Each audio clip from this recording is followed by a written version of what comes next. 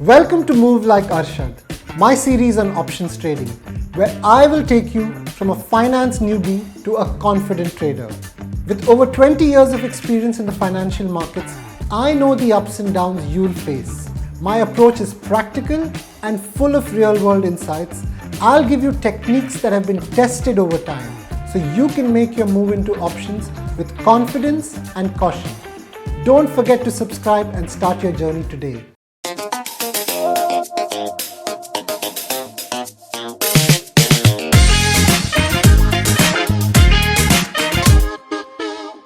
I remember feeling lost when I first started learning about options. As a beginner, how do you figure out how to use them effectively? So in this video, I'm going to walk through the different types like calls and puts and give you some real-world examples to help you get started confidently. So imagine that you want to take a flight after 3 months, and let's say the ticket costs 5,000 rupees today.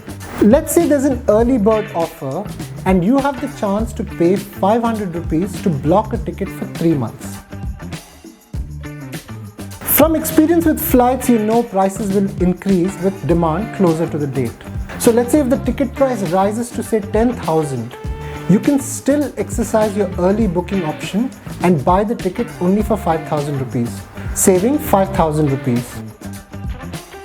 But if by chance the price happens to drop to say 3,000 rupees because of low demand, then you can let your pre-booking go, that is expire, and buy a regular ticket for 3,000 rupees, losing only that 500 booking cost.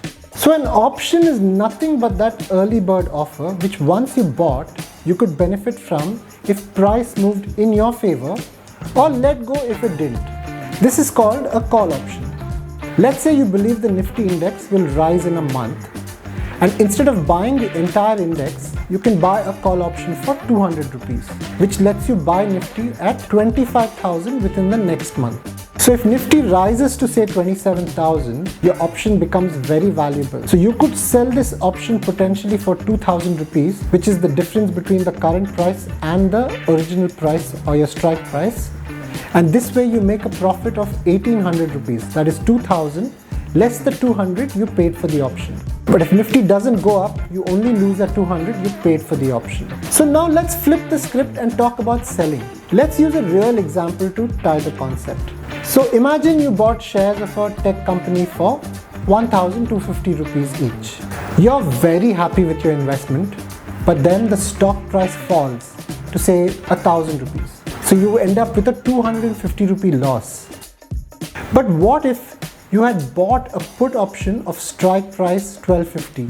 This means you could still sell your shares for 1250 in case the market price is lower than that price. So let's say this option cost you 30 rupees per share to buy. And now when the stock falls to 1,000, your put option gains in value to 250 and you avoid losing that 250 per share on your stock. So technically your only cost is the 30 rupees you paid for the option, just like the 500 you paid on the early bird flight ticket. Don't you think this is a smart way to protect your investment? This is called a put option. So to summarize again, there are two types of options: call options and put options. For a call option, it gives you the right to buy a stock at an agreed upon price, which is called a strike, on or before a particular date called the expiry. For a put option, it gives you the right to sell a stock at the strike price. It's like having a safety net if the stock price drops. But now also remember, in the market you can also sell option contracts, where you would be selling this right to someone and collecting a premium for it.